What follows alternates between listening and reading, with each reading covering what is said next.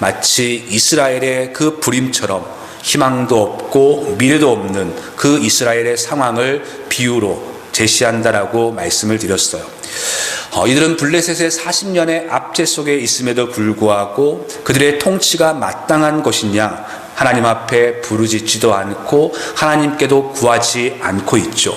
하나님의 통치 아래서 평강을 누려야 될 하나님의 백성들이 블레셋의 40년의 통치 속에서도 평강을 추구하고 있었던 그 이스라엘의 모습이 삼손의 모습이고, 그리고 그것이 사실은 우리의 모습입니다.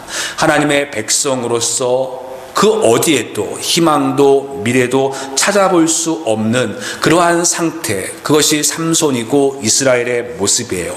그런데 이스라엘은 그렇게 하나님을 잊어버리고 하나님을 그렇게 배반했지만은 중요한 것은 하나님은 그 이스라엘을 잊지 않으셨다는 것이죠. 그래서 이들이 하나님 앞에 구하지도 않았음에도 불구하고 하나님은 이들을 구원하기 위해서 사사를 세우시고 그를 통해서 구원을 시작하는 것을 우리가 지난 시간에 보았습니다. 그래서 하나님은 그 불임하지 못하는 그 마노아와 그 아내에게 아들을 주시는데, 그 삼손의 어머니가 아들을 낳고 그 아이의 이름을 삼손, 그 뜻은 작은 태양이라는 뜻이죠. 작은 태양. 이 의미가 여러 가지가 있겠지만은 그래도 그 이스라엘 역사에 지속되었던 흑암과 같은 어두움과 아무런 빛을 보지 못하는 그 속에 하나님께서 이 부부를 통해서 구원의 역사를 이루어 가실 것들을 기대하면서 삼손, 작은 태양, 희망으로 아마도 그 어머니가 아들의 이름을 지었을 것입니다. 그리고 하나님은 그러한 삼손을 통하여서 하나님의 구원을 이루어 가기 시작하는데, 오늘 본문은 삼손이 이방인 블레셋 여인이었던 그 딥나의 여인과 결혼을 하는 것으로 오늘 본문을 우리에게 소개해 주고 있어요.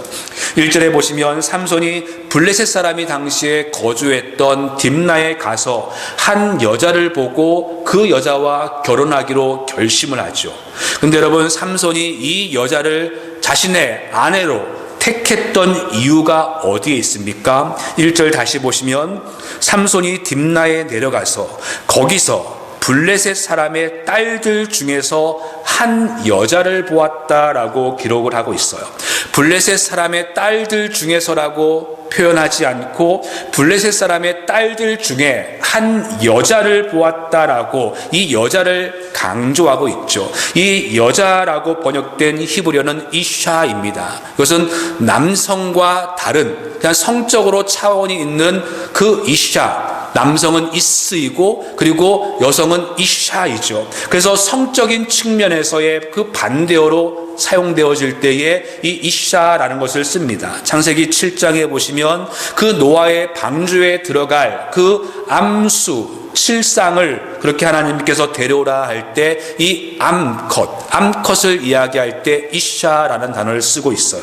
그러니까 삼손이 딥나에서 한 여자를 보았는데 그 삼손이 그 여자를 본 것은 무엇입니까? 바로 여성적인, 성적인 관점에서만 이 여성을 보고 마음에 들었다라고 기록을 하고 있어요. 정말로 삼손이 그 여자를 보면서 자신의 배우자로, 아내로 삼아야겠다라고 그렇게 결정지으는 것은 그 성적인 매력 때문에, 그 한 가지 때문에 이 여인을 자신의 아내로 맞아들이려고 하는 것입니다. 그래서 오늘 1절과 2절에 여자를 보았다라고, 그리고 2절에도 반복되어져 말하고 있고 3절에 보시면 이 결혼을 그 할례받지 않는 이방인과 어떻게 결혼할 수 있느냐라고 반대하는 부모를 설득할 때에 삼손이 하는 말이 무엇입니까? 내가 그 여자를 좋아하오니라고 번역하고 있어요. 원래 그 히브리어 원문으로 그대로 번역하면 내 눈에 보기에 좋다라는 뜻입니다. 내 눈에 보기에 좋으니 내가 이 여자를 반드시 내 아내로 삼겠습니다 라고 말하고 있어요. 그리고 7절도 보시면 그 여자가 삼손의 눈에 들었더라 라고 반복해서 강조하고 있죠. 그러니까 삼손은 자기의 안목의 정력을 따라서 그 블레셋 딥나의 여인을 자신의 아내로 택하고 있는 것을 보게 되어집니다. 여러분, 삼손이 어떠한 사람입니까? 그는 태어나면서부터 나실인으로 하나님 앞에 바쳐진 사람이고, 그리고 사사로서 하나님 앞에 구별된 사람이에요. 그러니까 그는 다른 어떠한 사람보다 더 성실하게 하나님의 율법에 충실해야 됐던 사람이 바로 이 삼손입니다. 나실인이고 이스라엘을 그 블레셋의 압제에서 구원할 사사로 부름받았기에 그 하나님의 율법과 하나님의 뜻 앞에 더욱더 부합된 삶을 살려고 애써야 되는 사람이 바로 이 삼손입니다. 신명기의 말씀처럼 하나님은 이스라엘 백성들에게 절대로 이방 여인과의 결혼을 엄히 금하고 있는 것을 보게 되어져요. 근데 삼손은 어떻습니까? 이 율법과 관계없이 자신의 안목의 정욕대로, 자신의 눈에 보기에 좋은 대로, 이가 블레셋 여인이든 관계없이 내 눈에 보기 좋은 대로 이 여인을 선택하고 결정하고 있는 것을 보게 되어져요. 믿음의 사람으로서 정말로 바라보고 선택하고 행동해야 될 그 기준들이 하나님의 율법과 하나님의 뜻이 아니라 육신의 정욕과 안목의 정욕과 이생의 자랑으로서 그 모든 것들을 택하고 있는 것들을 보게 되어지죠. 세상의 기준의 근거에서 선택하고 있는 것들을 보게 되어집니다. 눈에 보이지 않는 하나님의 영광을 바라보고 선택하고 결정하는 것이 아니라 자신의 눈에 보기에 좋은 대로 그렇게 결정하는 모습을 보게 되어지죠. 뿐만 아니라 5절에 보시면 그가 딥나로 가는 길에 포도원에서 사자를 만나 찢어 죽이게 되어지죠. 그리고 9절에 보시면 다시 자신의 집으로 돌아가는 길에 그 사자의 죽음에서 꿀을 취하는 것을 보게 되어집니다. 꿀을 얻기 위해서 사자의 시체를 만질 뿐만 아니라 부정한 시체에 있었던 그 꿀을 그의 부모에게도 주고 있는 것을 보게 되어져요. 나실인으로서 금해야 될 3가지 중에 오늘 삼손은 2가지를 그냥 자신의 만족을 위해서, 자신의 육신의 정력을 위해서 그냥 범하고 있는 것을 보게 되어지죠. 포도주뿐 아니라 포도나무에서 비롯된 모든 것들을 피해야 됨에도 불구하고 삼손은 포도밭에 가게 되어지고, 꿀을 얻기 위해서 그 죽은 시체를 손에 대고, 그리고 그 꿀을 나실인뿐만 아니라 하나님께서는 이스라엘 모든 백성들에게 그 시체를 가까이 하지 말라라고 말했음에도 불구하고 자신뿐만 아니라 자신의 부모까지도 부정하게 하는 일을 서슴지 않고 하는 것들을 보게 되어져요. 삼손은 나실인으로서 그렇게 들여졌지만은, 사사로서 부름을 받았지만은 나실인과의 삶은 전혀 관계없이 자신의 욕망과 자신의 뜻대로 자신을 만족하는 일에만 관심을 두고 살아가는 모습이 바로 삼손의 모습이죠.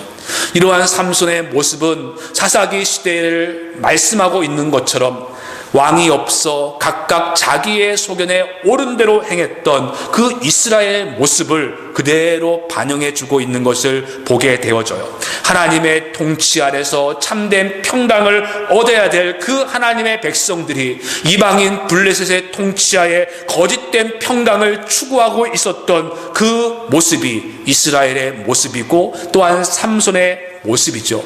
근데 여러분, 오늘 중요한 것이 무엇입니까? 이러한 삼손의 출생부터 특별해서 우리는 삼손에게 무언가를 기대하지만은 그 삼손을 파고들면 파고들수록 실망밖에는 없습니다. 어떻게 저럴 수 있을까? 나실인으로서 구별된 인생이, 정말로 사사로서 하나님 앞에 부름받은 인생이 어떻게 저럴 수 있을까? 실패를 안겨다 줄 뿐이에요. 여러분, 중요한 것은 하나님의 사람은 실패해도 하나님은 실패하지 않는다는 것입니다. 여러분, 우리 4절 한번 읽어보실까요? 시작. 그때 블레셋 사람이 이스라엘을 다스린 까닭에 삼손이 틈을 타서 블레셋 사람을 치려 함이었으나 그의 부모는 이 일이 여호와께로부터 나온 것인 줄은 알지 못하였더라.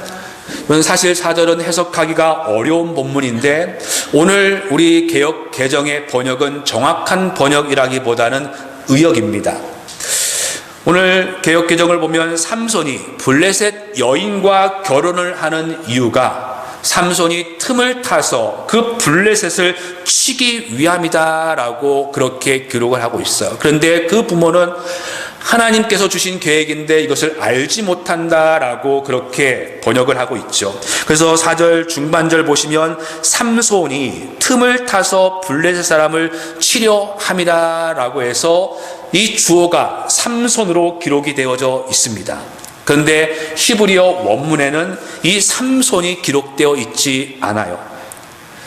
삼손이라고 기록되어 있지 않음에도 불구하고 왜 오늘 한글 개역 개정은 삼손이라고 했는가? 원래 히브리어 본문에는 삼손이 아니라 인칭 대명사 그 히가 기록이 되어 있습니다. 그래서 대부분의 영어 성경을 보면 삼손이라고 표현하지 않고 히라고 표현하고 있죠. 그가 틈을 타서 블레셋 사람을 치려 함이라라고 번역하는 것이 정확한 번역입니다.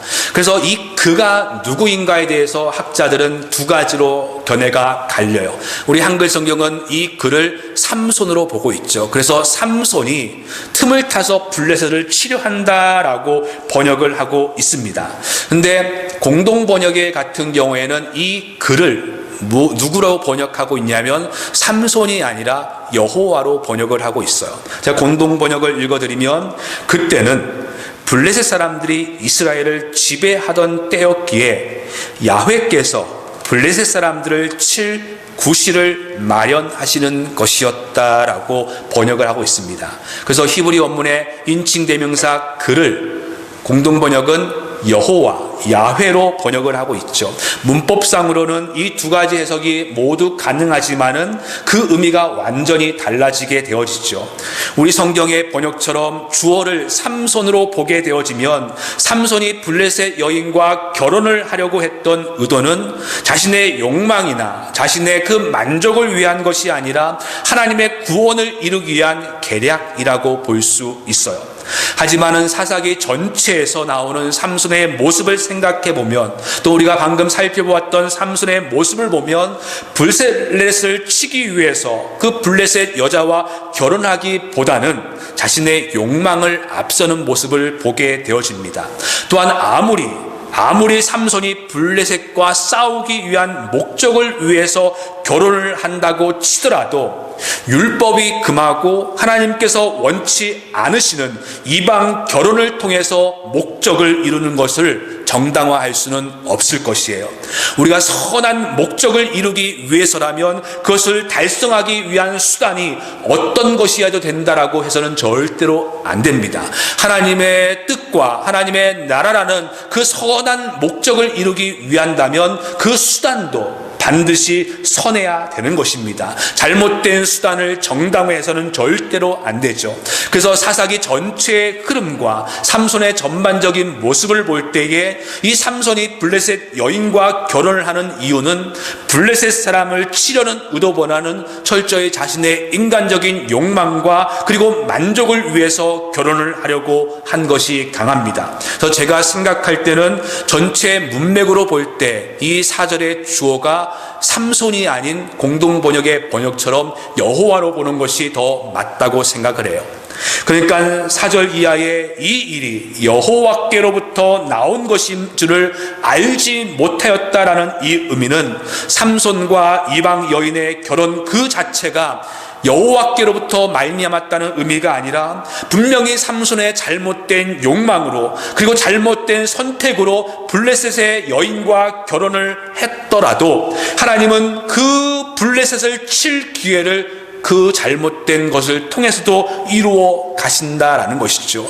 삼손의 잘못된 행동을 통해서라도 하나님께서 이루고자 하는 그 일들을 이루어 가신다는 것이에요. 하나님께서는 삼손의 인간적인 욕망까지도 사용하셔서 블레셋을 징벌하는 기회로 삼으셨다라는 의미가 바로 4절 하반절에 이 일이 여호와께로부터 나왔다라는 의미가 되어지는 것이에요. 삼손의 약점까지도 하나님께서는 당신의 구원의 사역의 도구로 사용하시는 것이죠. 나실인으로서 그리고 사사였던 삼손이 이방 여인과 결혼하는 것을 하나님께서 원치 않으시고 율법도 분명히 금하는 것이지만은 역사의 주관 주관자이신, 그래서 이 삼손을 통해서 하나님의 구원을 시작하시기로 결심했던 그 하나님의 계획과 경륜은 결코 흐트러짐 없이 이루어 가시는 것들을 오늘 보여주고 있습니다. 주일날 살피고 있는 아브라함의 모습도 마찬가지죠. 아브라함의 그 모습 속에서는 약속의 성취에 대해서는 할 말이 전혀 없는 실패와 약점 투성이지만은 하나님께서는 결코 실패함이 없이 하나님의 일들을 이루어 가시는 것입니다. 여러분, 하나님의 사람은 실패해도 하나님은 결코 실패함이 없으십니다. 그래서 삼손을 보세요. 하나님이 어떻게 다루어 가십니까? 삼손이 딥나 여인과의 결혼을 위해서 부모와 함께 그 딥나로 가는 길에 포도원에 젊은 사자를 만나게 되어집니다. 여러분, 삼손에게는 큰 위기였을 것이에요. 삼손이 이스라엘의 사사로 분별되었지만은 그 뜻을 펼쳐 보기도 전에 이 사자로 찢김을 받을 수 있는 위기에 처한 상황입니다. 근데 6절에 보면 어떻습니까? 여호와의 영이 삼손에게 강하게 임하니 그가 손에 아무것도 없이 그 사자를 염소 새끼를 찢는 것 같이 찢었다라고 말씀하고 있어요.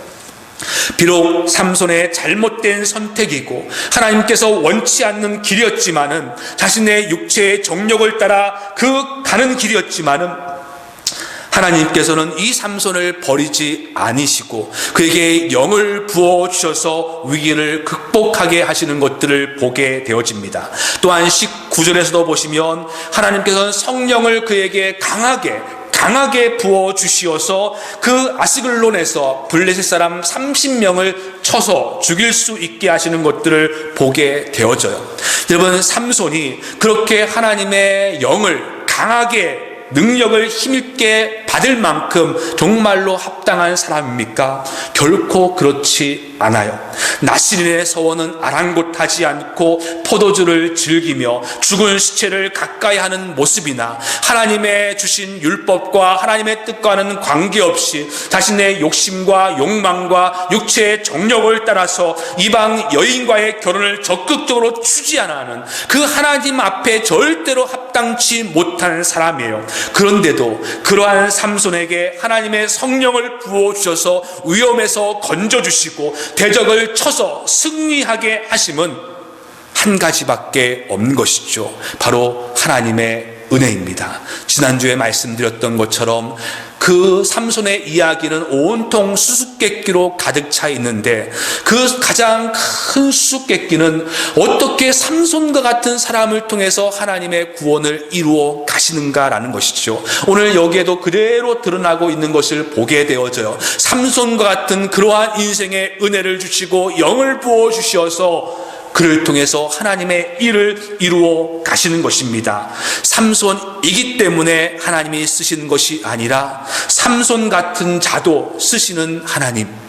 여러분, 하나님께서 정말로 일하심에 있어서 실패함이 없음을 우리는 기억하셔야 돼요. 바울은 말하기를, 형제들아 너희를 부르심을 보라. 육체를 따라 지혜 있는 자가 많지 아니하며 능한 자가 많지 아니하며 문벌 좋은 자가 많지 아니하다라고 말씀하고 있어요.